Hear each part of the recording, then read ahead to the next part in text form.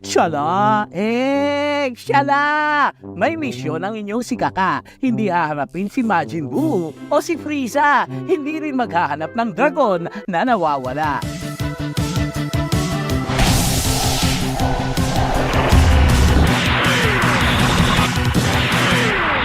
Ililigtas kayo mula sa stress at sa gutom. Tawagin niyo akong Son Goku! Ay ambot. Super sayang talaga ang effort. Hindi na ako maka-teleport. Paano ba naman sa dami ng responsibilidad kahit mag-fusion pa ang charger at plug? Powers ko ay low-bat na agad. Talaga namang it really hurts. Parang ayoko na sa Earth.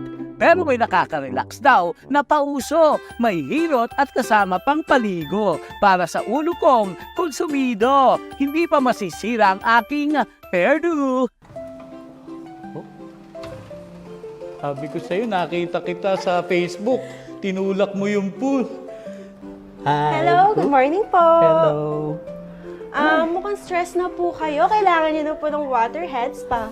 Xin-xiao, sawadi, o konnichiwa. Pwede rin namang ate, mabuhay ka. Dahil ang pakulong ito, nasa Pinas na kung tawagin ay Waterhead Spa. So, the idea started talaga way back pandemic pa. Of course, nung time na yon, lagi tayong nagsiscroll lang since nasa house lang.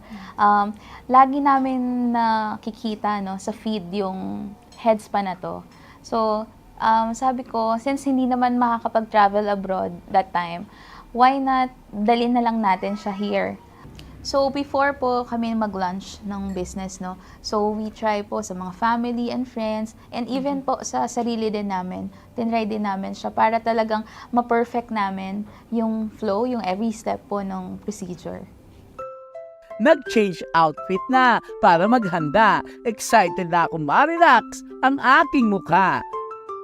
Ang pako muna ang minarinate, habang ulo kinakame-hame, Yung steaming po talaga all through the treatment or all through the process talaga siya.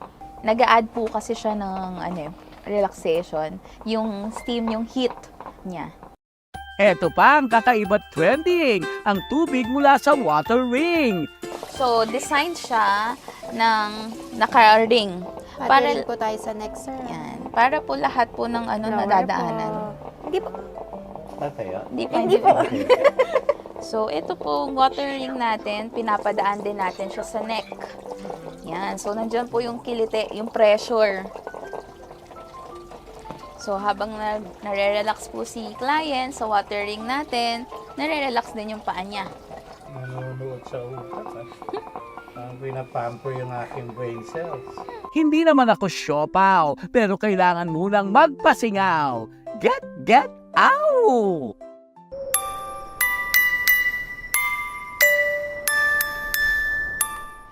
Tao bang iyong beauty routine kapag silang humagod sa iyong skin?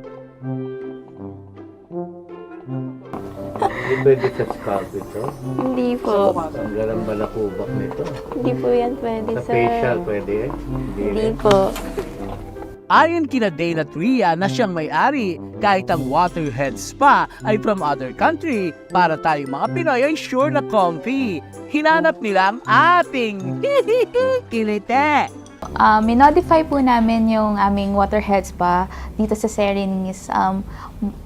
Nandun tayo sa mas affordable siya. More on, hindi lang siya for scalp and head relaxation. So, in-add po namin yung body massage, yan, so shoulders.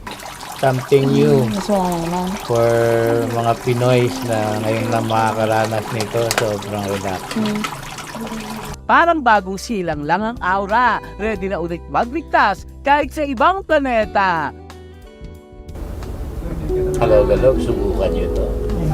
Sir, Sorry.